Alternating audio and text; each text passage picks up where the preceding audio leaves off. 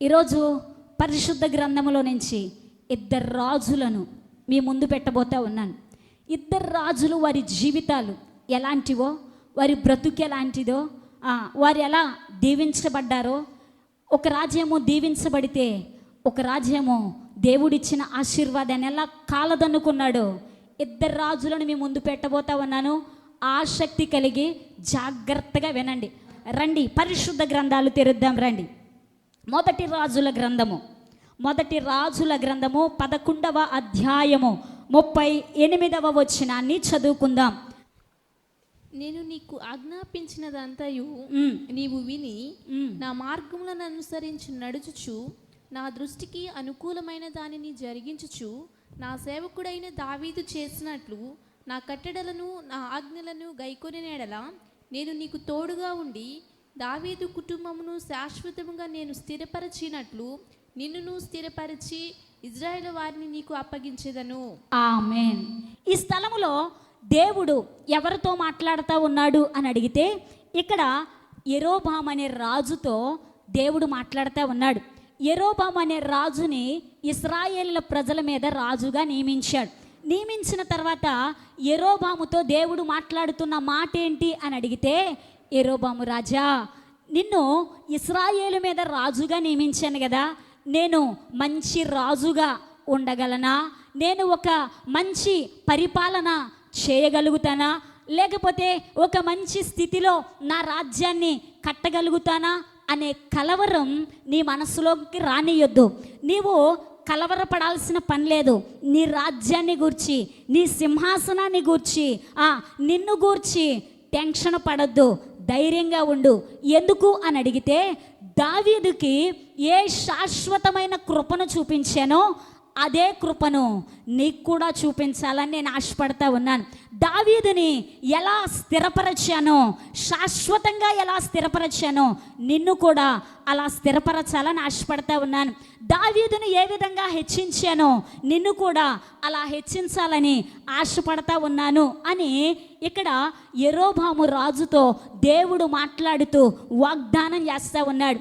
ఈ మధ్యాహ్న కాల సమయంలో దేవుని సన్నిధిలో కూర్చుని ఈ వాక్యాన్ని వింటున్న ప్రియ సంగమా, ఆనాడు యెరోబాముకు దేవుడు ఏ వాగ్దానం అయితే చేశాడో, దావీదుకు చూపిన శాశ్వతమైన కృపను నీకు చూపిస్తానని దేవుడు వాగ్దానం చేశాడో, ఈ మధ్యాహ్న కాల సమయంలో ఈ వాక్యం వింటున్న ప్రియ తల్లి, సహోదరి, సహోదరుడా, మీ అందరితో కూడా దేవుడు చేస్తున్న వాగ్దానం ఏంటో తెలుసా? నిన్ను, నీ కుటుంబాన్ని స్థిరపరచబోతా ఉన్నాను. గట్టిగా దేవునికి స్తోత్రం చేద్దా. శాశ్వతమైన కృపతో దేవుడు ఏం చేస్తాడంట? స్థిరపరుస్తానని వాగ్దానం చేశాడు. ఇక్కడ ఆ యెరోబాము రాజుతో మాట్లాడతా దేవుడు ఒక రాజును ముందు పెట్టాడు. ఎవరా రాజు? దావీదు. బైబిల్ గ్రంథములో చాలామంది ప్రవక్తలు ఉన్నారు, బైబిల్లో చాలామంది రాజులు ఉన్నారు. అయితే ఏ రాజుని ప్రత్యేకంగా చూపించి మాట్లాడలేదు, కానీ దావీదునే ఎందుకు చూపించాడు అని అడిగితే, దావీదులో నుంచి ఈరోజు ఒక మంచి చక్కని పాఠాన్ని మనకు నేర్పబోతా ఉన్నాడు. ఇక్కడ దావీదుని ఎందుకు యెరోబాము రాజు ముందు పెట్టాడు అని అడిగితే, యెరోబాము రాజు ముందు దావీదును చూపించడానికి కారణం ఏంటి అని అడిగితే, దేవుడు మాట్లాడుతున్న మాట ఏంటి అని అడిగితే, యెరోబాము రాజా, నీవు నీ రాజ్యాన్ని గురించి కలవరపడద్దు. దావీదును నేను ఎలా స్థిరపరచానో తెలుసా? దావీదుకున్న జీవితం ఏంటో తెలుసా? దావీదేమన్నా రాజకీయ నేపథ్యం కలిగిన వాడా? లేకపోతే దావీదేమన్నా మంచి ఉన్నతమైన కుటుంబంలో పుట్టినవాడా? లేకపోతే దావీదుకేమన్నా తన అన్నలు కావచ్చు, తన కుటుంబీకులు కావచ్చు, రాజ కుటుంబములో నుంచి వచ్చినవారా? లేదు.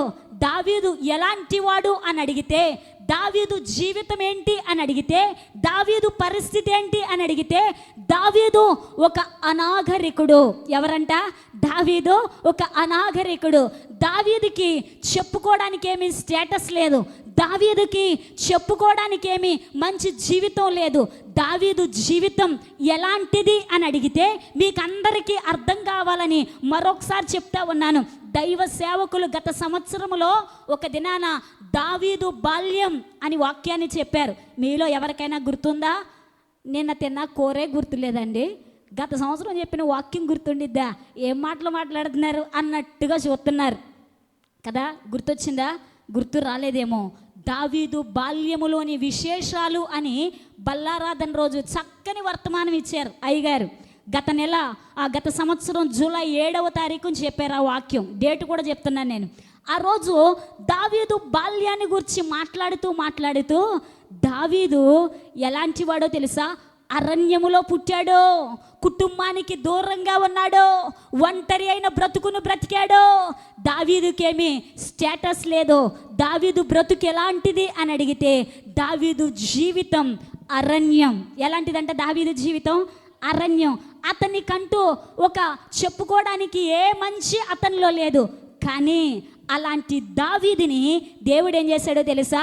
ఎక్కడో దుమ్ము కొట్టుకుపోయి, ధూళి కొట్టుకుపోయి, గొర్రెల్లో అరణ్య ప్రాంతాల్లో స్తంబుర తీసుకుని, సితారా తీసుకుని పాటలు పాడుకుంటూ అరణ్యాలమ్మట గొర్రెలు మేపుతున్న దావీదుని జ్ఞాపకం చేసుకుని అనాగరికుడుగా ఉన్న దావీదుని ఎక్కడెక్కించాడో తెలుసా? అందలం మీద ఎక్కించాడు దేవుడు. గట్టిగా దేవునికి స్తోత్రం చెప్దా. ఇక్కడ కూర్చున్న మన జీవితాల్లో కూడా కొన్నిసార్లు మనమేమనుకుంటాం తెలుసా? నా బ్రతుకు కూడా లాంటిదేనయ్యా. ఎందుకంటే నా జీవితంలో కూడా ఎవరి నుంచో సహాయం చేస్తారని, ఎవరో సహకరిస్తారని, ఎవరి నుంచో ఆదరణ కలిగిద్దని, ఎవరి మీదో ఆధారపడ్డాను. కానీ ఎవరి వలన కూడా నాకు సహాయం దొరకలేదు. మంచి చదువుకోవాలనుకున్నాను, కానీ నాకంత స్తోమత లేదు. మంచి ఉద్యోగాన్ని సంపాదించాలనుకున్నాను, కానీ సంపాదించలేకపోయాను. ఎందుకు అని అడిగితే సహకరించేవారు లేక, సహాయం చేసేవారు లేక, మాటిచ్చేవారు లేక, ఒక సంపన్నమైన కుటుంబములో పుట్టలేదని ఎన్నో ఆలోచనలతో బాధపడతా ఉన్నావేమో. అయితే ఈరోజు పరిశుద్ధాత్మ దేవుడు నీతో సూటిగా మాట్లాడుతున్న మాట ఏంటో తెలుసా? నీ కుటుంబాన్ని బట్టో, నీ బ్యాక్గ్రౌండ్ని బట్టో, నీకున్న దాన్ని బట్టో బాధపడాల్సిన అవసరం లేదు. దావీదు ఒక అనాగరికుడులా, చదువు సంధ్య లేకుండా అరణ్యాలంబట తిరుగుతున్న దావీదుని సింహాసనం ఎక్కించిన దేవుడు, దేవుని సన్నిధిలో పడి దివారాత్రులు మొర్ర పెడుతూ ఉంటే దేవుడు మనల్ని మర్చిపోతాడంటారా? చెప్పాలి, మర్చిపోతాడా? మర్చిపోడు. నిన్ను నన్ను జ్ఞాపకం చేసుకుని ఒక ఉన్నతమైన స్థితిలో నిలబెట్టేవాడే నా యేసయ్య. గట్టిగా దేవునికి స్తోత్రం చెప్దా. కొన్నిసార్లు బాధ అనిపిస్తూ ఉంటుంది. ఎందుకు ఈ పరిస్థితులు ఎలా జరుగుతూ ఉన్నాయి నా జీవితంలో? ఎందుకు ఈ ఒంటరి పోరాటం విసుగు రేపుతూ ఉంది కదా? ఈ పోరాటంలో నేను పోరాడలేకపోతా ఉన్నాను. ఎవరి కొరకు బ్రతకాలి?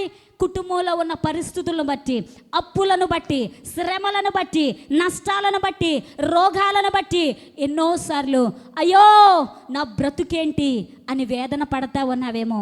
అయితే పరిశుద్ధాత్మ దేవుడు ఈరోజు నీతో మాట్లాడుతున్న మాట ఏంటో తెలుసా? ఎందుకు పనికిరాని దావీదుని ఎక్కలేని ఎత్తైన కొండెక్కించి సింహాసనం మీద కూర్చోబెట్టిన దేవుడను నీ స్థితిగతులు మార్చడానికి ఆయన సమర్థుడు. నమ్మితే గట్టిగా చప్పట్లు కొడుతూ దేవునికి స్తోత్రం చెప్దా. దావీదు జీవితం ఒంటరి జీవితం. దావీదు పరిస్థితి అరణ్యాల్లో తిరిగిన పరిస్థితి. తల్లిదండ్రుల ప్రేమను ఎప్పుడు నోచుకోలేదు. కుటుంబంతో కలిసి జీవించలేదు. కుటుంబంగా మనుషుల మధ్యలో తిరిగిన వాడు కాదు. ఒక అనాగరికుడైన దావీదుని సింహాసనం ఎక్కించాడు. ఈ యెరోబాము రాజుతో దేవుడు మాట్లాడుతూ అంటున్నాడు, రాజా నీవు నీ రాజ్యాన్ని బట్టి బాధపడతా ఉన్నావు. నీ పరిస్థితులు చూసుకుని ఎలాగా మంచి పరిపాలన చేయగలుగుతానా అని అనుకుంటున్నావేమో. కలవరపడొద్దు. అనాగరికుడైన ఒక అనాథగా ఉన్న దావీదును హెచ్చించి శాశ్వతమైన కృపను చూపించానే, అలాంటి కృపను నీకు కూడా చూపించబోతా ఉన్నాను. దావీదు పట్ల, నీ పట్ల ఒకే ఉద్దేశాన్ని కలిగి ఉన్నాను.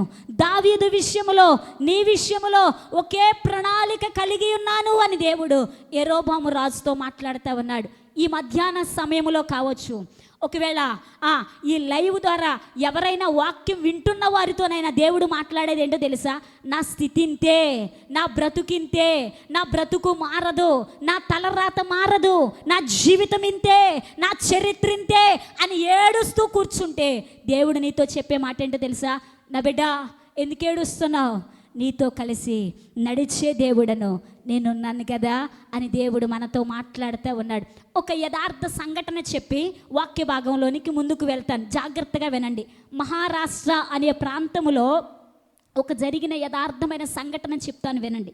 ఇద్దరు యవనస్తులు అర్ధరాత్రి సెకండ్ షో సినిమాకి వెళ్ళి సినిమా హాల్ నుంచి తిరిగి వస్తూ ఉన్నారు. జాగ్రత్తగా వినండి.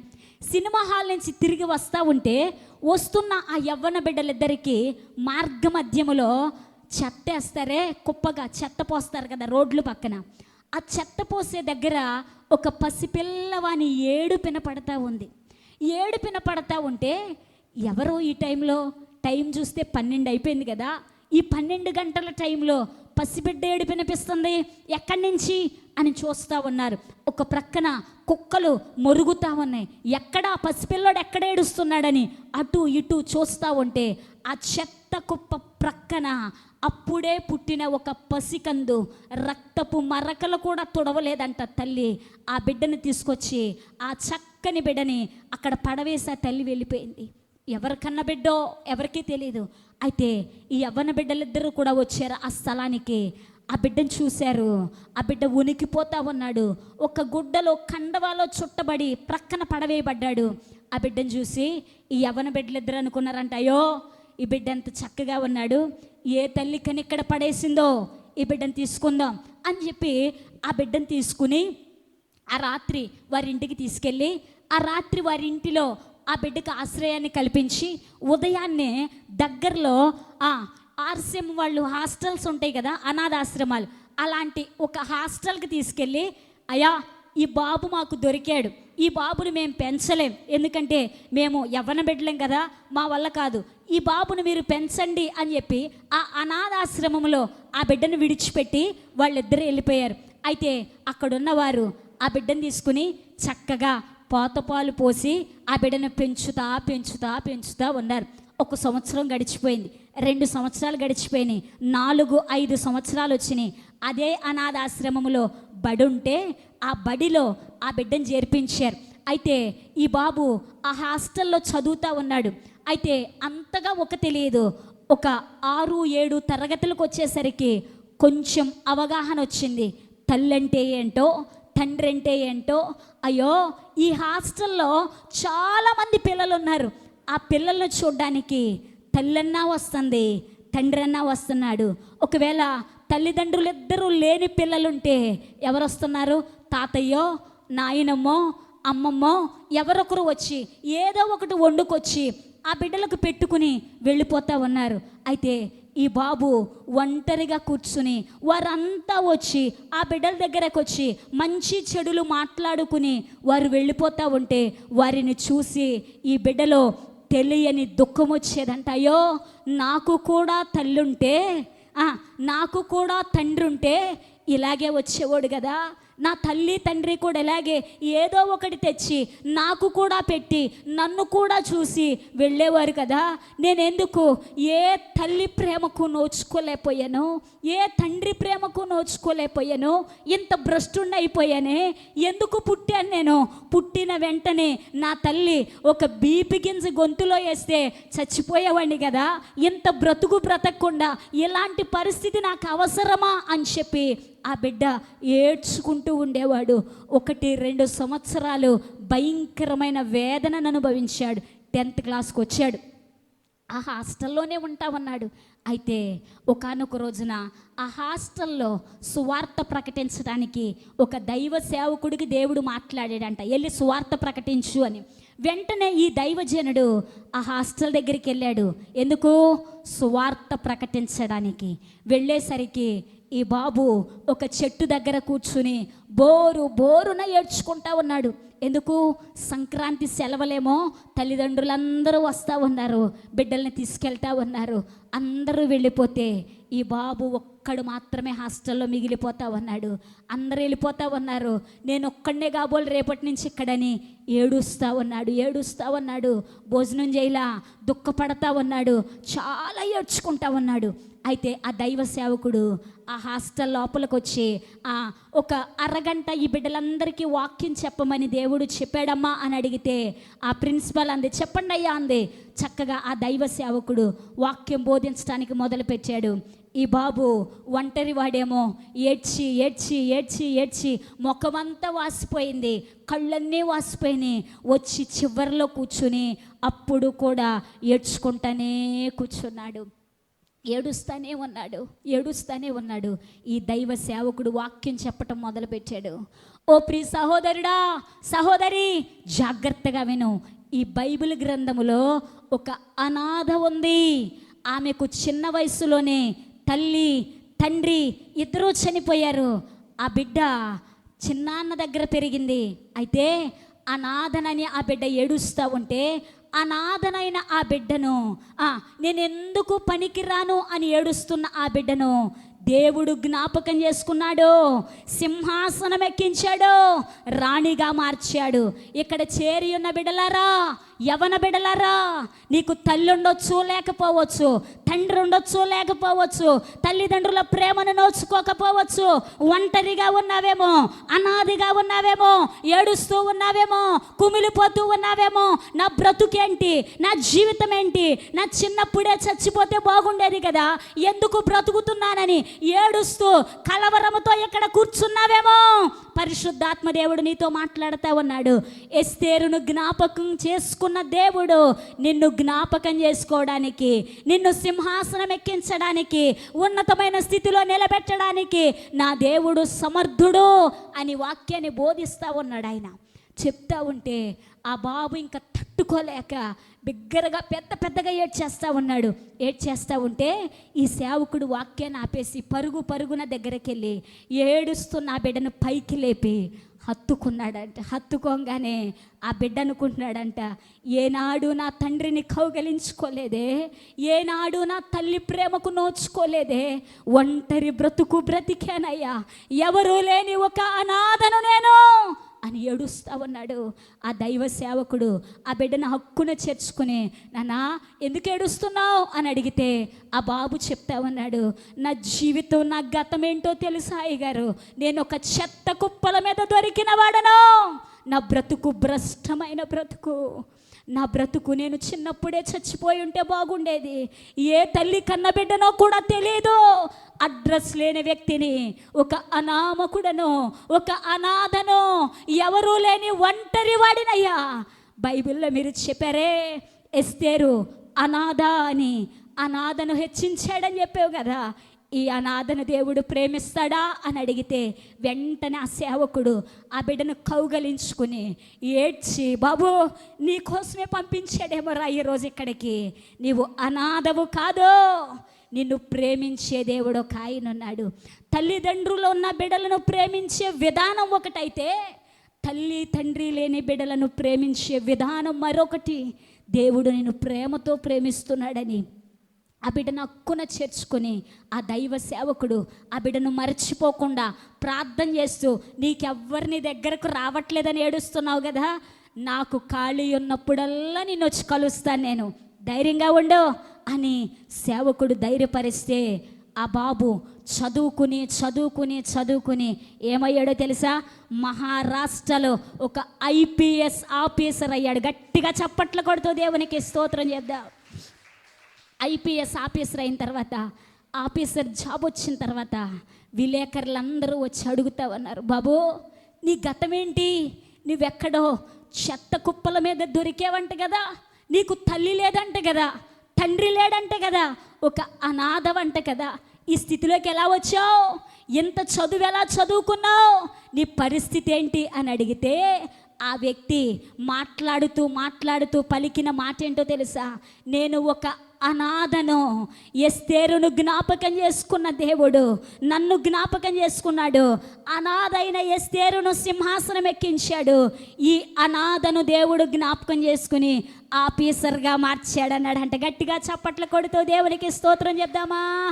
ఈరోజు ఈ వాక్యం వింటున్న తల్లి, సహోదరి, సహోదరుడా, నా జీవితాల్లో నాకెవరో సహాయం చేసేవారు లేరు. అందరూ నా చుట్టూ జనమంతా ఉన్నా నేను ఒంటరి దానను, ఒక అనాథనని ఏడుస్తూ ఉన్నావేమో. నీ బాధలు ఎవరికి చెప్పుకోలేక, నీ సమస్యలు ఎవరికి పంచుకోలేక, నీ లోపల ఉన్న వేదనను ఎవరితో చెప్పుకుంటే ఏమంటారోనని ఆ అనాథ బిడ్డ ఏడ్చినట్టు ప్రతి రాత్రి ఏడుస్తూ ఉన్నావేమో. అయితే పరిశుద్ధాత్మ దేవుడు నీతో చెప్పేది ఏంటో తెలుసా? ఆ బిడ్డను జ్ఞాపకం చేసుకుని, హెచ్చించిన దేవుడను నిన్ను హెచ్చించడానికి నేను సమర్థుడను. అందుకే మనం అప్పుడప్పుడు ఒక పాట పాడుకుంటాం. ఏమని? ఎవరు లేక ఒంటరినై అందరికీ దూరమై అనాథగా నిలిచాను, రావా యేసయ్యా, నీవు రావా యేసయ్యా. ఎవరు లేక ఒంటరినై అందరికీ దూరమై, ఎవరు లేక ఒంటరినై అందరికీ దూరమై అనాథగా నిలిచాను, రావా యేసయ్యా, నీవు రావా యేసయ్యా, రావా నేనున్నా అంటారు అందరూ, కష్టాలలో వారంతా కదలిపోతారు. నేనున్నా అంటారు అందరూ, కష్టాలలో వారంతా కదలిపోతారు. ఒంటరినై అందరికీ దూరమై, ఒంటరినై అందరికీ దూరమై అనాథగా నిలిచాను, రావా యేసయ్యా, నీవు రావా యేసయ్యా, రావా యేసయ్యా, రావా యేసయ్యా, రావా యేసయ్యా, నీవు రావా యేసయ్యా.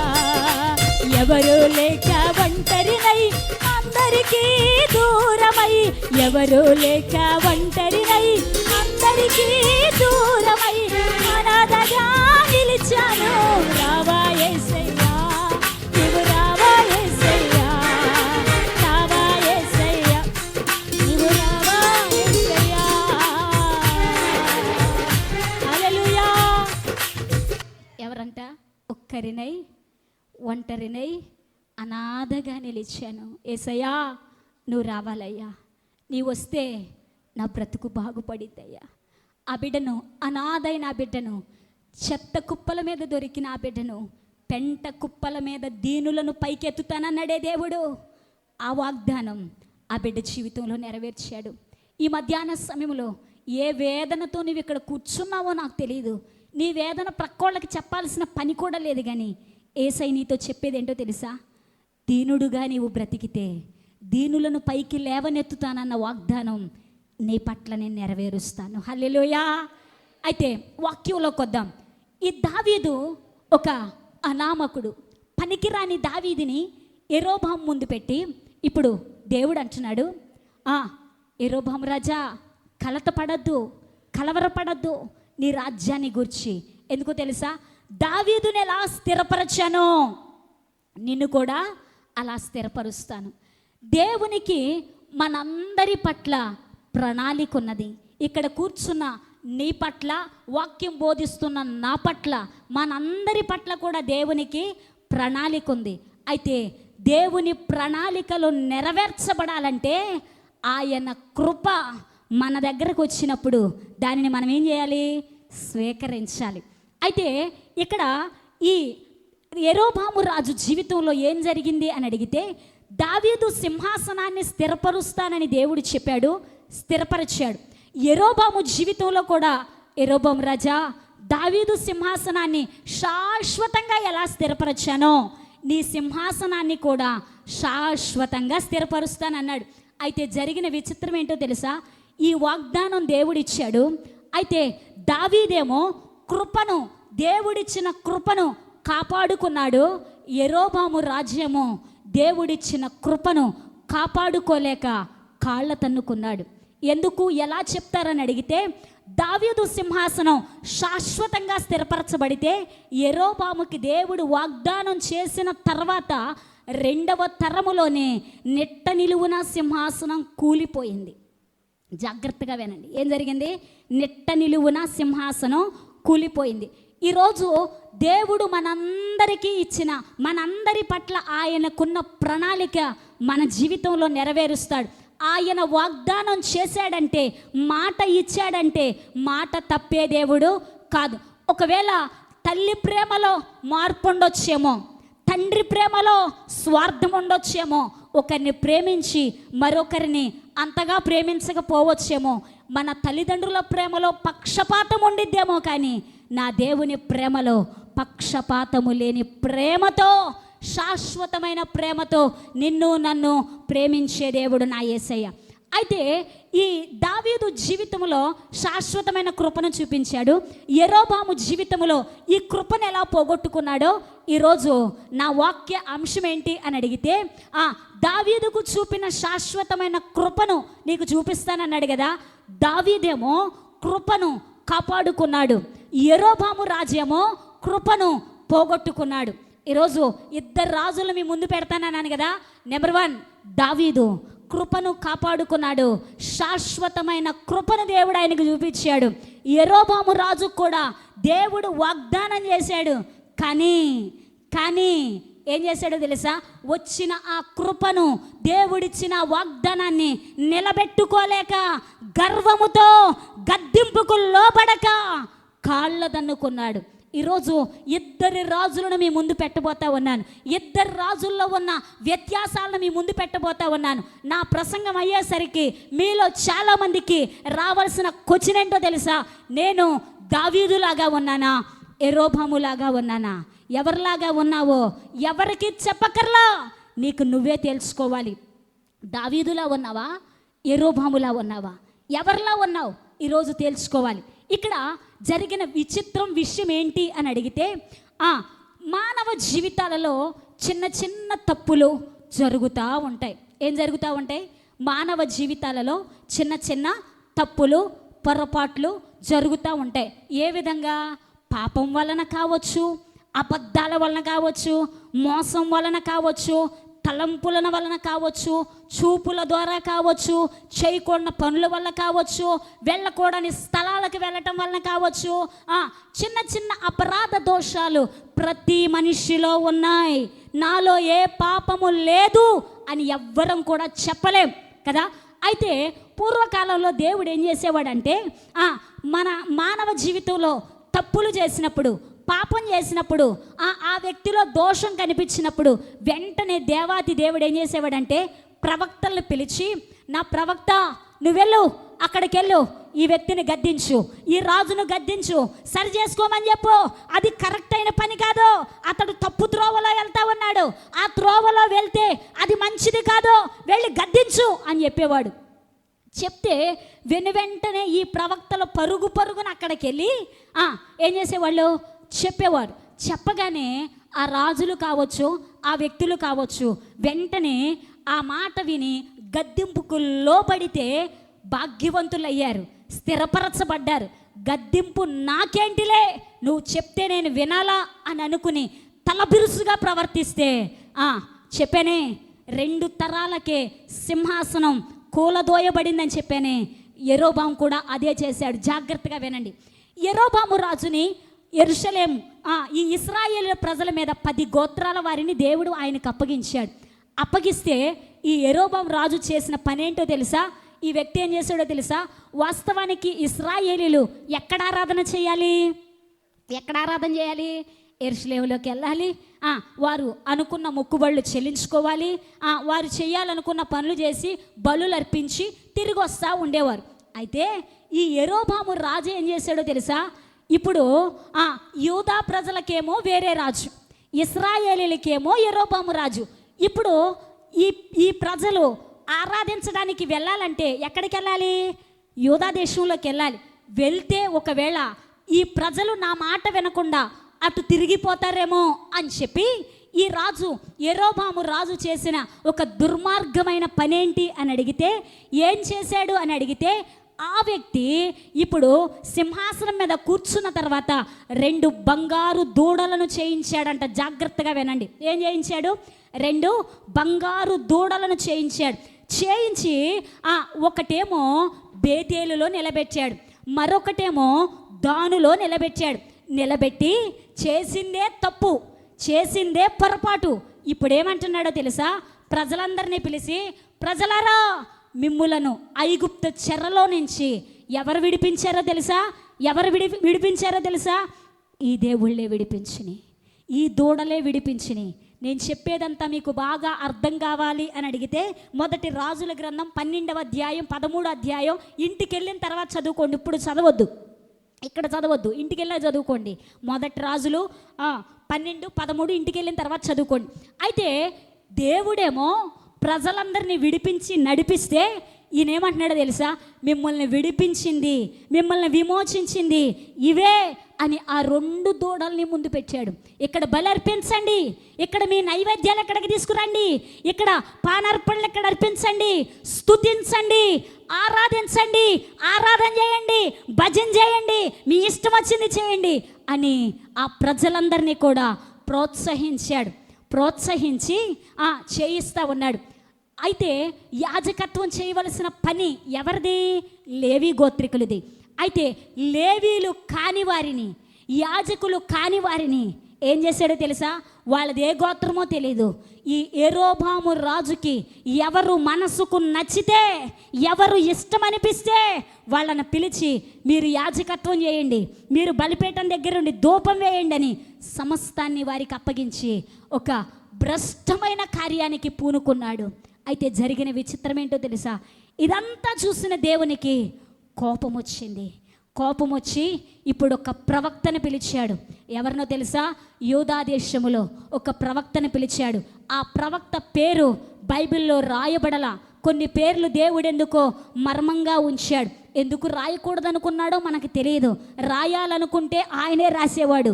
ఆ ప్రవక్త పేరు లేదు, అందుకే నేను చెప్పలా. అయితే ఆ ప్రవక్తను పిలిచి అన్నాడు, ప్రవక్త అని పిలవగానే, ఏంటి నాయనా, ఏం జరిగింది అన్నాడు. నువ్వు వెంటనే లేచి ఎక్కడికి వెళ్ళాలో తెలుసా? ఇశ్రాయేల్ దేశానికి వెళ్ళు, బేతేలుకి వెళ్ళు, అక్కడ ఒక ఘోరమైన కార్యం జరుగుతూ ఉంది, నువ్వెల్లో నేను మాట్లాడతానన్నాడు. అయితే ఈ ప్రవక్త మాట్లాడకుండా దేవుడు మాటని విన్నాడు.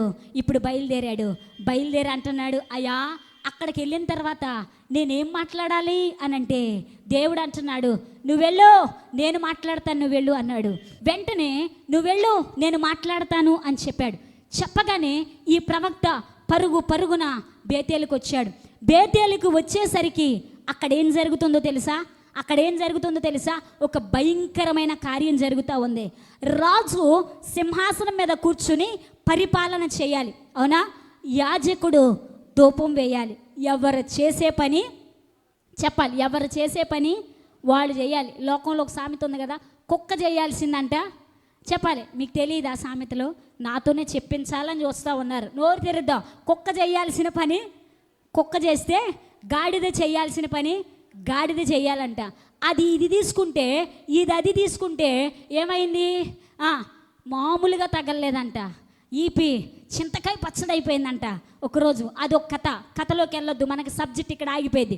అయితే ఎవరు చేసే పని వారు చేయాలి. ఇక్కడ రాజు చేయాల్సిన పనేంటి? సింహాసనం మీద కూర్చుని దేవునికి మొర్ర పెట్టుకుంటూ ప్రజలను పరిపాలించాలి. ఎందుకు? దేవునికి చెప్పాడు కదా, 10 గోత్రాల ప్రజలను నీకు అప్పగించాను, చక్కని పరిపాలన చేయి, దావీదుకు చూపిన శాశ్వతమైన కృపను నీకు చూపిస్తాను. దావీదుని ఏ విధంగా స్థిరపరచానో నిన్ను కూడా అదే విధంగా స్థిరపరుస్తానని దేవుడు మాట్లాడితే సింహాసనాన్ని వదిలేశాడు, రాజరికాన్ని వదిలేశాడు, పరిపాలన పక్కన పెట్టాడు. నేను కూడా ధూపమేస్తానని ఇప్పుడు ఎక్కడికి వచ్చాడో తెలుసా? బలిపీఠం దగ్గరకు వచ్చి, మరి ఆ పెట్టుకున్న యాజకులంతా ఏమైపోయారో తెలీదు. ఇప్పుడు ఈయనే యెరోబాము రాజే బలిపీఠం మీద నిలబడి ధూపార్తిని చేత పట్టుకుని ధూపం వేయడానికి సిద్ధమయ్యాడు.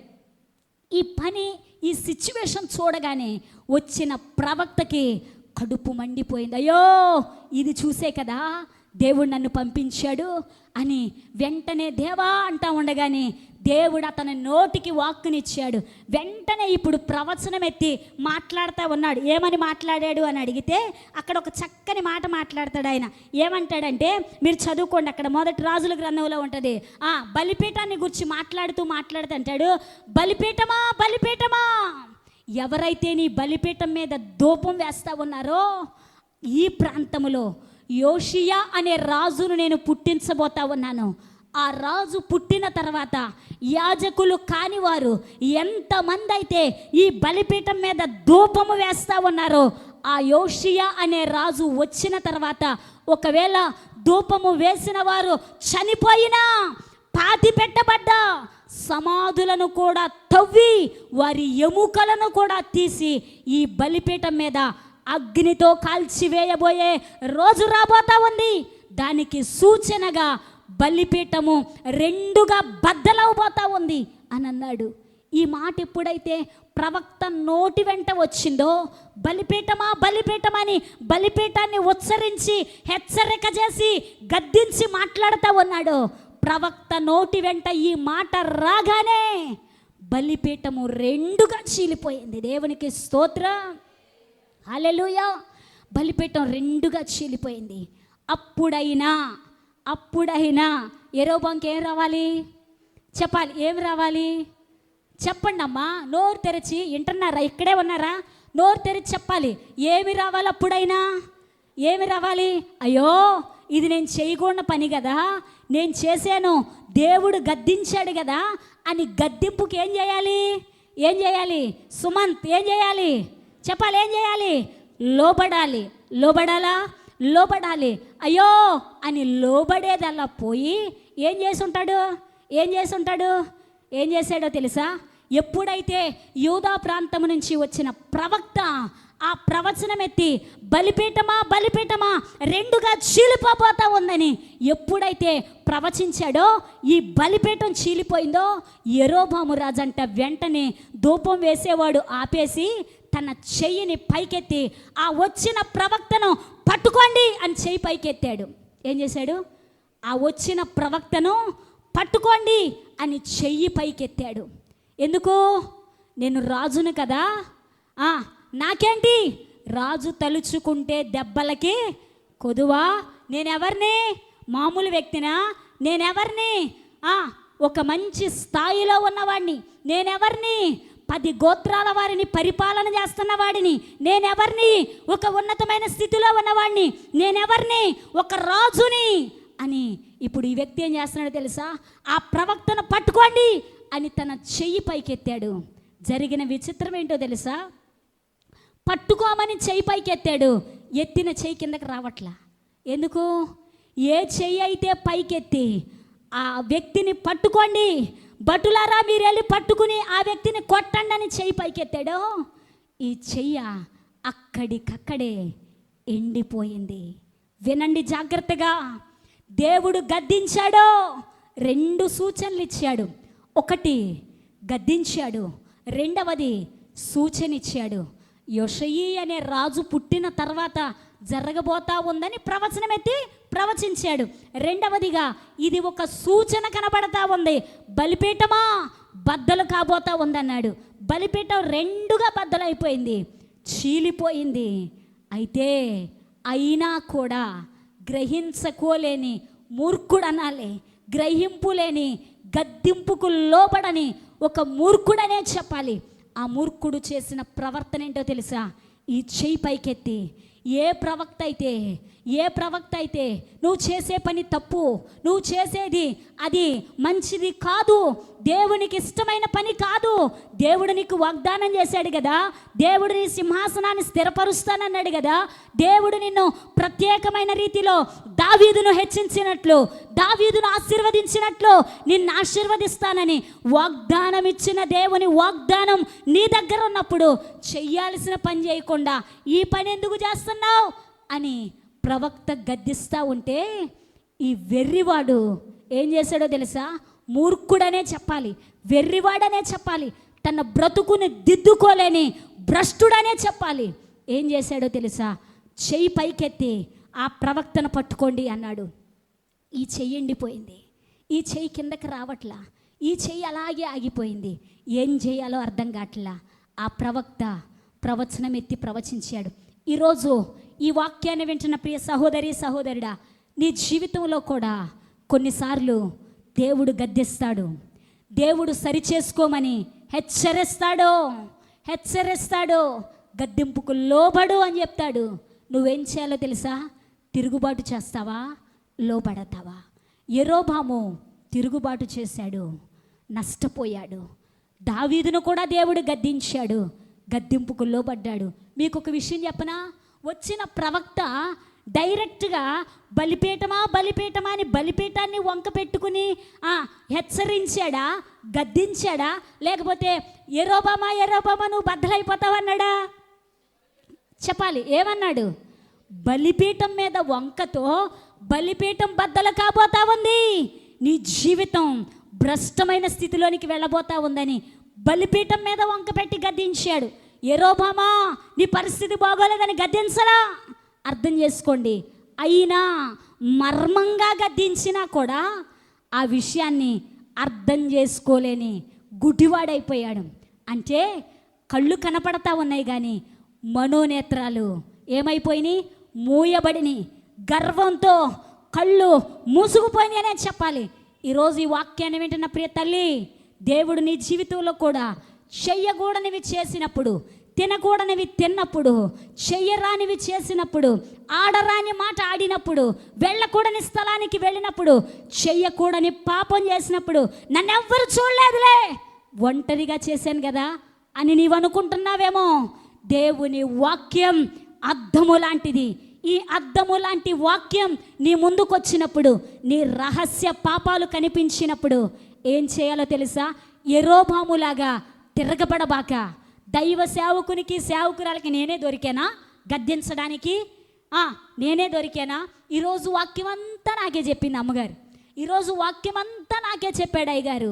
ఆ తిరస్కారాన్ని మానుకుంటే పైకొస్తావు, ఆ తిరస్కారాన్ని మానుకోకపోతే భ్రష్టుడు అయిపోతావు. యెరోబామును గద్దించినప్పుడు గద్దింపుకు లోబడి వెంటనే నేను పాపం చేశానయ్యా అని ఏడవలా. యెరోబాము చేసిన పని ఏంటో తెలుసా? చెయ్యి రాకపోయేసరికి ఇప్పుడు ఏమంటున్నాడో తెలుసా? అయ్యా దేవునికి ప్రార్థన చేయవా? ఎందుకు? నా చెయ్యి మరలా స్వస్థత పొందుకోవాలని. స్వస్థత ప్రార్థనలే ఎంతసేపు? కాపాడు కాపాడు కాపాడు కాపాడు. కాదీసేయండి, కాపాడు అన్న అక్షరంలోంచి కాదీసేయండి ఒకసారి. ఏముంది? పాడు అని ప్రార్థన చేసి మన జీవితాలను మనమే పాడు చేసుకుంటున్నాం, భ్రష్టత్వంలోనికి నెట్టేసుకుంటున్నాం. విను జాగ్రత్తగా. యెరోబాము ఏం చేయాలో తెలుసా? కాపాడమని, స్వస్థపరచమని ప్రార్థన చేయకూడదు. అక్కడ ఏమని ప్రార్థన చేయాలో తెలుసా? తన మనస్సును ఏమని తిప్పుకోవాలో తెలుసా? అయ్యా నేను భ్రష్టుణ్ణైపోయానయ్యా, నేను ఓటికుండ లాంటి వాడిని అయిపోయానయ్యా. జీవము కలిగిన దేవుడవు నీవైతే నిన్ను ఆరాధించకుండా నా రాజ్యం ఎక్కడ తొట్టిల్లిపోయిద్దోనని బిడ్డలందరినీ ఆపిన దౌర్భాగ్యుడని నేనే, పాపిని నేనేనయ్యా. ఈ పాపాన్ని మూటగట్టుకుంది నేనే. ఈ శాపం నా మీదకి వచ్చింది, పాపాన్ని బట్టి ఏడుస్తున్నానయ్యా, క్షమించయ్యా అన్నట్టయితే దేవుడు వాగ్దానం చేశాడే, దావీదుకు చూపిన శాశ్వతమైన కృపతో నేను స్థిరపరుస్తానన్నాడే. యెరోబామును కూడా స్థిరపరిచేవాడు. ఎందుకు పోగొట్టుకున్నాడు అని అడిగితే దేవుడు తన దగ్గరకు వచ్చిన గద్దింపుకు లోబడలా, తన దగ్గరకు వచ్చిన ఆ గద్దింపును స్వీకరించలా, ఆ గద్దింపును లెక్క చేయలా. తలబిరుసుగా ప్రవర్తించాడు, లెక్కలేనితనంగా ప్రవర్తించాడు. నాకేంటి, రాజును కదా అని గర్వపడ్డాడు. దేవుని వాక్యము బోధిస్తూ ఉంది, గర్విష్ఠులను దేవుడు ఏం చేస్తాడు? గడ్డి మేపుతాడు. జాగ్రత్త, గర్వం మనలో ఉండకూడదు. నాశనానికి ముందంట అదే నడిచిద్ది, పడిపోవటానికి ముందు గర్వమే నడిచిద్ది, అహంకారమైన మనసు నడిచిద్ది. మనలో ఉన్న గర్వం పోతే దేవుడు ఏం చేస్తాడో తెలుసా? నిండారా దీవిస్తాడు, శాశ్వతమైన కృపను నీకు చూపిస్తాడు. యెరోబాము తన దగ్గరకు వచ్చిన గద్దింపును తిరస్కరించాడు. తన దగ్గరకు వచ్చిన ఆ మంచి ఆ అవకాశాన్ని వినియోగించుకోలా, భ్రష్టుడైపోయాడు. జాగ్రత్తగా విను, ఇది చెప్తా ఉంటే నాకు ఒక విషయం గుర్తొచ్చింది. దావీదును కూడా గద్దించాడు, అది నేను తర్వాత చెప్తాను. చెప్పేది వినండి, జాగ్రత్తగా వినండి. ఒకానొక సమయంలో, గత కాలంలో టైటానిక్ అనే వాడ జ్ఞాపకం ఉందా మీకు? టైటానిక్ అనే వాడ, ఆ వాడ సముద్రంలో బయలుదేరింది. ఆ షిప్ను తయారు చేసిన ఇంజనీర్ అంట దాని మీద ఏమని రాశాడో తెలుసా? ఈ వాడను దేవుడు కూడా ముంచలేడని రాశాడంట. మరి వాడికి ఎంత పొగరని చెప్పాలి ఏంటి? దేవుడు కూడా ముంచలేడు అని రాశాడంట. అసలు టైటానిక్ అంటే అర్థం ఏంటో తెలుసా? టైటానిక్ అంటే అర్థం బ్రహ్మాండం అని అర్థం. ఏంటి చెప్పాలి? ఏమర్థం? బ్రహ్మాండం. ఈ టైటానిక్ వాడ బ్రహ్మాండమే, ఈ వాడను కనిపెట్టిన ఇంజనీరు బ్రహ్మాండమైనోడే, దాంట్లో డ్రైవింగ్ చేసే డ్రైవర్లు బ్రహ్మాండమైనోళ్ళే. అయితే జరిగిన విచిత్రం ఏంటో తెలుసా? జాగ్రత్తగా వినండి. ఈ బ్రహ్మాండమైన వాడ, టైటానిక్ వాడ బయలుదేరింది సముద్రంలో. బయలుదేరేటప్పుడు కోటీశ్వరులు ముందుగా కదా కోట్లు పెట్టి కొనుక్కున్న టికెట్లు. ఎందుకు? ముందు నేను ఎక్కాలి, ముందు నేనే వెళ్ళాలి. కొంతమందికి ధనం ఉంటే ఏం చేయాలో అర్థం కాదు, పిచ్చి. జాగ్రత్తగా విను. అయితే వీరేం చేశారో తెలుసా? ఆ టికెట్ కొనుక్కుని ఆ వాళ్ళలో ప్రయాణం చేయటం మొదలుపెట్టారు. అయితే ఆ బ్రహ్మాండమైన వాడ బ్రహ్మాండంగానే సాగింది, బ్రహ్మాండంగానే బయలుదేరింది. అయితే మధ్యలోకి శరవేగంతో దూసుకెళ్ళిపోతూ ఉంటే కొన్ని మెసేజ్లు పంపించారంట, కొన్ని సిగ్నల్స్ పంపించారు. అయ్యా వాడ నావికుడా, కెప్టెన్, జాగ్రత్తగా విను. సముద్రములో మంచు కొండలున్నాయి, సముద్రములో మంచు పర్వతాలున్నాయి, జాగ్రత్త అంటే ఈ వ్యక్తి అంటున్నాడంట, నా వాడ పేరే బ్రహ్మాండం. ఏంటి చెప్పాలి? నా వాడ పేరే బ్రహ్మాండం. ఆ వాడ బయలుదేరి వెళ్తానే ఉంది. మధ్యలోకి వెళ్ళేసరికి చాలా వందల మెసేజ్లు పంపించారు.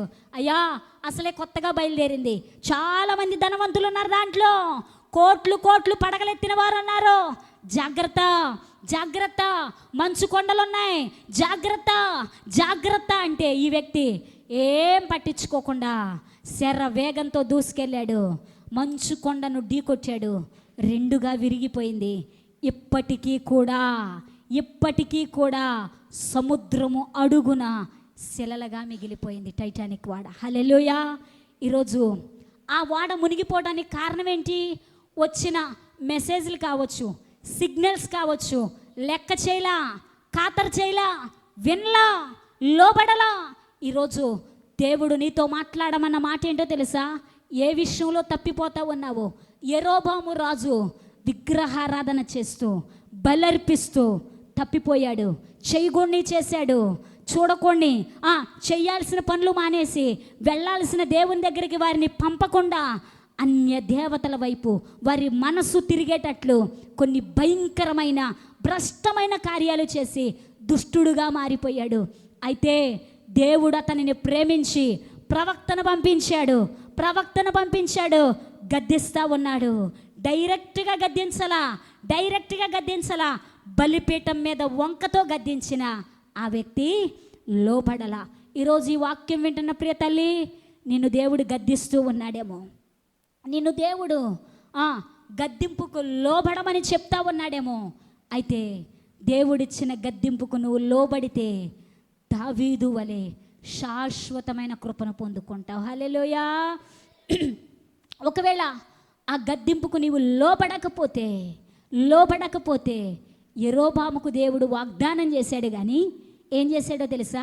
2 తరాలకే తన కట్టుకున్న సింహాసనం పేక మేడల్లా కొల్చబడింది. ఈరోజు దేవుడు నీతో మాట్లాడుతూ ఉన్నప్పుడు ఎక్కడ తొట్టిల్లిపోయావో, ఎక్కడ పడిపోయావో, ఎక్కడ జారిపోయావో అక్కడ ఏం చేయాలి? సరిదిద్దుకో, సరి చేసుకో. దేవుని మాటకు లోబడితే దేవుడు నిన్ను ఆశీర్వదిస్తాడు. కొన్నిసార్లు మనం ఏం చేస్తామో తెలుసా?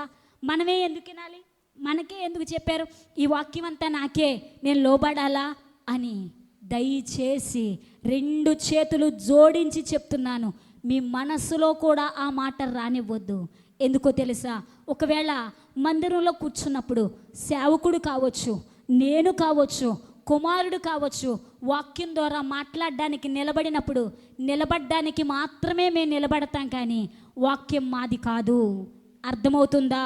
వాక్యం మాది కాదు, నిలబడింది మేమే, కానీ మాట్లాడుతున్నది మాత్రం ఎవరు మాట్లాడుతున్నారు?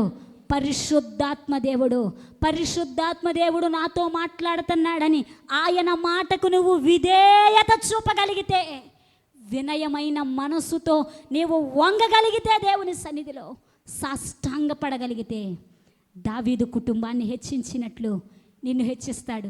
ఎప్పుడైనా ఈ మాట రాత్రి 2 గంటల టైంలో నేను చదువుతా కూర్చున్నాను. రాత్రి నేను పడుకునేసరికి 3:30 అయింది. బైబిల్ చదువుతూ ఉంటే దేవుడు నాకు ఒక తలంపిచ్చాడు. ఏంటో తెలుసా?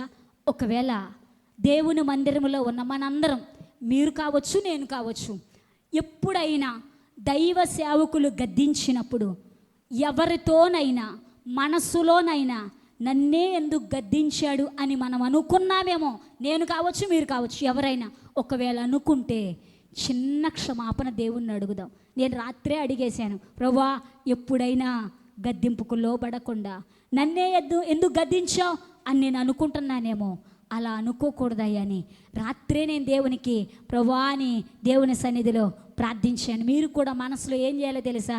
ఎప్పుడైనా దేవుడు నిన్ను గద్దించిన జ్ఞాపకం నీకుంటే, ఎప్పుడైనా మనసులో నన్నే ఎందుకు గద్దించాడు అని అనుకోవద్దు. ఒకవేళ అనుకొని ఉంటే క్షమించయ్యా అని మీ కుడి చేయి పైకెత్తి ఒప్పుకోండి దేవుని సన్నిధిలో. ఎవరో చూస్తారు నేను చేయి పైకెత్తితే అనుకోవద్దు. మీ హృదయపూర్వకంగా అందరినీ ఎత్తమంటున్నాను నేను. ఒకరు చేయి ఎత్తితే ఒకరే అనుకుంటున్నారేమో అనుకుంటున్నట్టున్నారు. అందరూ ఒకసారి చేతులు పైకెత్తుదామా? అందరం చేతులు పైకెత్తుదామా? ఏం పర్వాలేదు, మీ 2 చేతులు పైకెత్తండి. పైకెత్తి ప్రభువా ఎప్పుడైనా నీవు గద్దిస్తే మనసులో సనిగి కానీ గొనిగి కానీ ఉంటే క్షమించయ్యా. దానిని బట్టి నీ శాపం నా ఇంటి మీదకి రానియొద్దయ్యా. దానిని బట్టి నా కుటుంబాన్ని భ్రష్టత్వంలోనికి నెట్టొద్దయ్యా. చెయ్యి పైకెత్తి క్షమించు ప్రభువా అని అడగండి. ఆమెన్, ఆమెన్, హల్లెలూయా. 2 చేతులు పైకెత్తి బిగ్గరగా దేవునికి స్తోత్రం చెప్దామా? హల్లెలూయా. రైట్. యెరోబాము రాజుని దేవుడు గద్దించాడు. అయితే ఈ రాజు గద్దింపుకి ఏం చేశాడు? లోపడలా, తిరస్కరించాడు. గద్దింపును తిరస్కరించి నీ మాట నేను విన్ను అన్నట్లుగా దైవజనుడి మీదే తిరుగుబాటు చేశాడు. అయితే కృపను పోగొట్టుకున్నాడు. 2వ రాజును మీ ముందు పెడతానన్నాను కదా, దావీదును కూడా దేవుడు గద్దించాడు. అర్థమవుతుందా? జాగ్రత్తగా వినండి. దావీదును కూడా దేవుడు గద్దించాడు. యెరోబామును గద్దించినట్లు కాకుండా దావీదుని డైరెక్ట్గానే గద్దించాడు. మీకు ఒక విషయం తెలుసా? చెప్తాను జాగ్రత్తగా, ఒక కథలాగా చెప్తాను, జాగ్రత్తగా వినండి. ఒకానొక రోజు నాతాను ప్రవక్త దావీదు దగ్గరకు వచ్చాడు. దావీదు దగ్గరకు వచ్చి, దావీదు గారు వందనాలండి అన్నాడు. వందనాలయ్యా రండి అన్నాడు. ప్రవక్త దావీదు ఇద్దరు కూర్చుని మాట్లాడుకుంటా ఉన్నారు. మీకు ఒక విషయం చెప్పనా? నాతాను దావీదుని ఎలా గద్దించాడు అని అంటే మీకు బాగా అర్థమయ్యే విధానంలో చెప్తాను. ఇప్పుడు ఆపరేషన్ చేయాలి ఒక పేషెంట్కి. ఆపరేషన్ చేసే ముందు ఆపరేషన్ థియేటర్లోకి తీసుకెళ్ళిన తర్వాత పేషెంట్కి ఏం చేస్తారు చెప్పాలి. ఇది కూడా తెలియదా మీకు? ఏమిస్తారు? Very good. మొత్తివ్వకుండా కత్తులు, కటార్లు, కత్తిర్లు, సూదులు, దారాలు అన్నీ తీసుకొస్తే ఆపరేషన్ సంగతి దేవుడెరుగు. డైరెక్ట్గా పరదేశులము, మనం వెనకాల ఇంకా పాట పాడాలి. ప్రియులారా మన పురమిది కాదెప్పుడు. మన పురం ఎక్కడ? అక్కడే హాస్పిటల్ బెడ్ మీద. ఇంకా డాక్టర్ గారు రాడు, వెళ్ళిపోతాడు. అయ్యగారు పెట్టి ఫోన్ చేయాలి కదా. అయితే ఇప్పుడు ఈ నాతాను ప్రవక్త ఏం చేశాడంటే దావీదు దగ్గరకు వచ్చి మత్తు ఇంజెక్షన్ ఇచ్చినట్లు ఒక చిన్న డైలాగ్ వేసాడు. చెప్తాను జాగ్రత్తగా వినండి. రాత్రి పాఠాన్ని ధ్యానిస్తూ ఉన్నప్పుడు నాలో నేనే చదువుకుంటాను. ఎంత సంతోషించానంటే ప్రభువా నిజంగా నీ మాటలు అంత గొప్పవి అయ్యా అనిపించింది నాకు. ఈ నాతాను ప్రవక్త దావీదు దగ్గరకు వచ్చి అన్నాడు, దావీదు గారు వందనాలయ్యా అన్నాడు. వందనాలయ్యా అని చక్కగా ఇద్దరు కూడా మాట్లాడుకున్న తర్వాత ఇప్పుడు ఈ నాతాను ప్రవక్త రాజుతో అంటున్నాడు, రాజా మన రాజ్యములో ఒక చిన్న సన్నివేశం జరిగింది, చెప్పమంటారా అన్నాడు. దావీదు అన్నాడు, చెప్పయ్యా, అలాంటి సన్నివేశాలంటే నాకు చాలా ఇంట్రెస్ట్, చెవి కోసుకుని మరి వింటాను, చెప్పు వింటాను అన్నాడు. వింటావా? వెరీ గుడ్, చెప్తానైతే రా అన్నాడు. అని ఇప్పుడు నాతాను ప్రవక్త మొదలు పెట్టాడు. ఏమనో తెలుసా? మన రాజ్యంలో ఒక ధనవంతుడు ఉన్నాడు. ధనవంతుడికి 100 గొర్రెలు ఉన్నాయి. అయితే అదే ధనవంతుడి ఇంటి పక్కన ఒక పేదవాడు ఉన్నాడు. ఆ పేద వ్యక్తికి ఒకే ఒక గొర్రె పిల్ల ఉంది. అయితే రాజా జాగ్రత్తగా విను, ధనవంతుడింటికి 100 గొర్రెలున్న ఆయన ఇంటికి ఒక చుట్టపోడు వచ్చాడు. వస్తే ఈ ధనవంతుడు ఏం చేశాడో తెలుసా? 100 గొర్రెల్లో ఒక గొర్రెను కోసి అతనికి భోజనం పెట్టకుండా పక్కోడు పేదోడు ఉన్నాడే, బలహీనుడు ఉన్నాడే, వాడికి ఉంది ఒకే ఒక గొర్రె పిల్ల. ఆ గొర్రె పిల్లను అల్లారు ముద్దుగా పెంచుకుంటున్నాడు. మేత మేపుకొని తీసుకొచ్చి కౌగిట్లో పెంచుకుంటున్నాడు.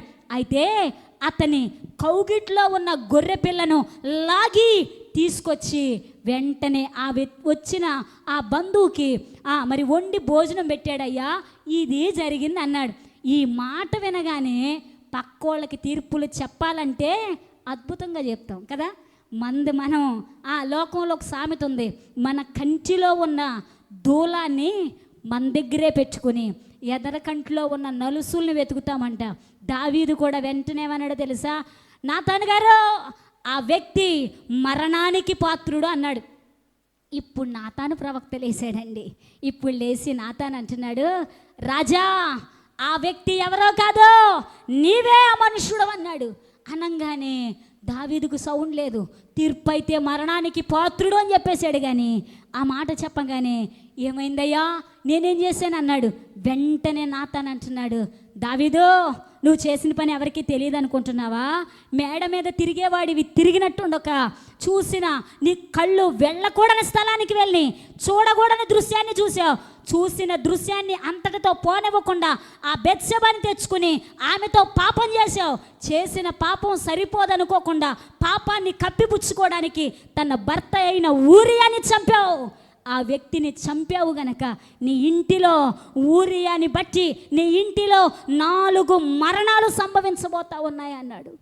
ఈ మాట చెప్పగానే దావీదు చేసినదంతా ముందు పెట్టేసరికి దావీదు దుఃఖాక్రాంతుడైపోయాడు.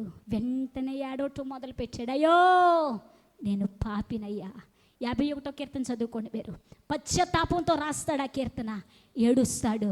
యెరోబాముకి దావీదుకి ఉన్న వ్యత్యాసం ఇదే, అర్థం చేసుకోండి.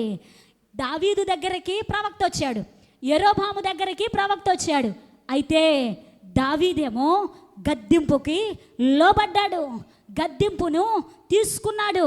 అయ్యా ఆ తప్పు నాలో ఉంది, ఆ పాపం నాలో ఉంది, తెలిసి తెలియక నేను చేయలా, తెలిసే చేశాను పాపం, తెలిసి తెలియక చేయలేదయ్యా. నా జీవితంలో అరణ్యాలంబటి తిరిగిన నన్ను, స్థితి లేని నన్ను, మతి లేని నన్ను, మట్టిలో ఉన్న నన్ను మాణిక్యంగా మార్చావు కదా, సింహాసనం ఇచ్చావు కదా. సింహాసనం మీద కూర్చున్న నేను కుదురుగా కూర్చుని పరిపాలన చేసుకోక, ప్రార్థన చేసుకోక ఎందుకు ఈ పాపం చేశానయ్యా?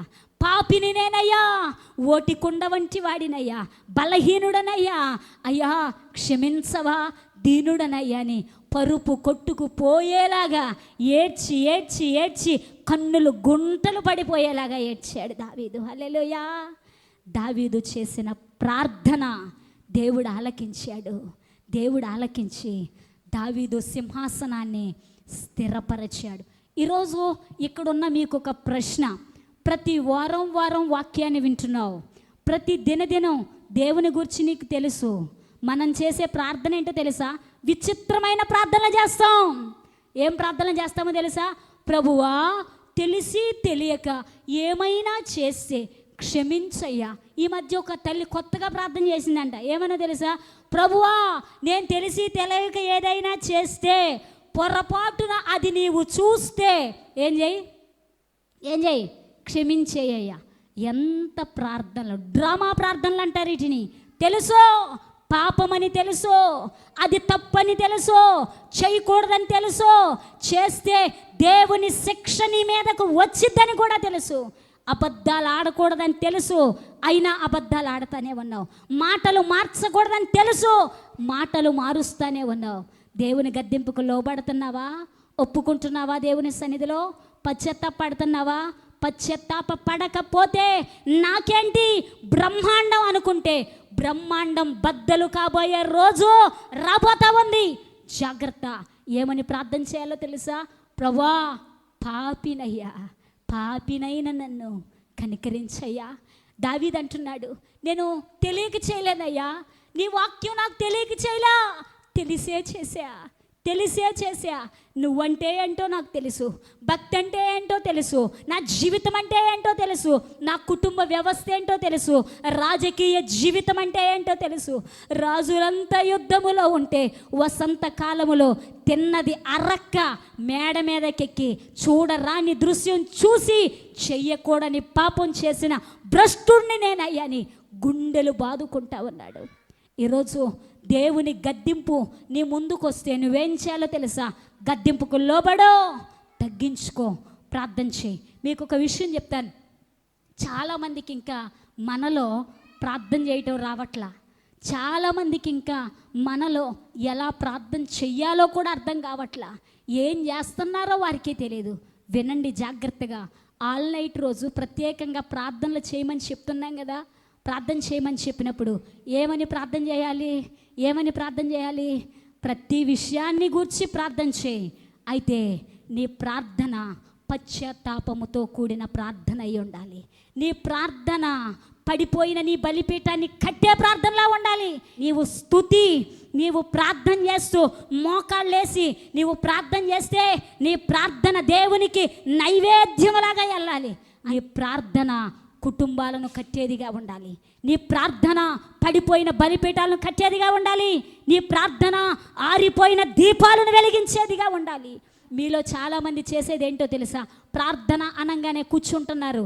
కూర్చున్న తర్వాత మీరేదో అడగాల్సినవి అడిగి, చేయాల్సినవి చేసి, కాపాడయ్యా, అదయ్యా, ఇదయ్యా, ఎంతసేపు ఇదే. ఆత్మీయ స్థితిని బాగుపరచయ్యా అని ప్రార్థన చేసేవాళ్ళు ఉన్నారా? పత్రికల్లో ఒక మాట ఉంటుంది. ఏముంటుందో తెలుసా? మీరు అడిగేటప్పుడు మీ భోగేచ్ఛల కోసం అడగొద్దు, మీ సొంత కార్యాల కోసం అడగొద్దు. మొదట నా రాజ్యాన్ని, నా నీతిని వెదకండి, మీకు ఏది కావాలో అది నేను నీకు ఇస్తానన్నాడు దేవుడు. అడగమన్నాడని తుక్కుదూలి మొత్తం నెత్తినేసుకుంటున్నావు. అడగాల్సిన, చేయాల్సిన ప్రార్థన చేయట్లా. అది నా బాధ. అమ్మా, 2 చేతులు జోడించి చెప్తా ఉన్నాను. ఒకవేళ ఈరోజు ఈ మాటలు మాట్లాడుతూ ఉంటే మీలో చాలామందికి బాధ అనిపించవచ్చు, కష్టం అనిపించవచ్చు. ఎందుకు ఇలా కఠినంగా మాట్లాడుతున్నారు అనుకోవచ్చు. మీకు విషయం చెప్పనా? ప్రతి దినము తల్లి బెల్లమే పెట్టదు, అల్లం కూడా పెట్టిద్ది. ఎందుకు పెట్టాలి? పెడితేనే అది లైన్. కాబట్టి కొన్నిసార్లు దేవుడు గద్దిస్తాడు, దేవుడు కొన్నిసార్లు ఖండిస్తాడు. ఖండించినప్పుడు, గద్దించినప్పుడు బుద్ధి తెచ్చుకుంటే స్థిరపరుస్తానన్నాడు. మూలవాక్యంలోకి వచ్చేద్దాం. మొదటి రాజుల గ్రంథములో యెరోబాముతో దేవుడు చెప్పిన మాట, యెరోబాము రాజా, దావీదు సింహాసనాన్ని ఎలా స్థిరపరచానో శాశ్వతమైన కృపతో నీ కుటుంబాన్ని కూడా అదే విధంగా స్థిరపరుస్తానన్నాడు. దావీదు స్థిరపరచబడ్డాడు. యెరోబాము గద్దింపును ధిక్కరించి, గద్దింపును ఉల్లంఘించి, గర్వపు మనసుతో నాకేంటి బ్రహ్మాండం అనుకున్నాడు. బ్రహ్మాండం కాస్త బద్దలైపోయింది, భ్రష్టుడైపోయాడు. వినో జాగ్రత్తగా. 2 రాజులు మీ ముందు పెడతానన్నాను. దావీదు రాజు, యెరోబాము రాజు. 2 రాజుల జీవితాల్ని మీ ముందు పెట్టాను. దావీదేమో కృపను కాపాడుకుని గద్దింపుకు లోబడి పొందుకున్నాడు. యెరోబాము గద్దింపుతో నాకు పని లేదో త్రోసేశాడు. నాకు అక్కర్లా. పదవి, గర్వం, అహంకారమైన మనసుతో గర్విష్ఠుడైపోయాడు, భ్రష్టుడైపోయాడు. ఎలా ఉన్నావు ఈరోజు? ఈ 2 రాజుల్లో నీ స్థానం ఎక్కడా? దావీదులాగా ఉన్నావా? యెరోబాములాగా ఉన్నావా? ఒక్కసారి మనలను మనం పరీక్షించుకుందాం. అందరూ కూడా మోకాళ్ళ మీదకి వస్తారా? ఒక చిన్న ప్రార్థన చేసి ముగిస్తాను నేను.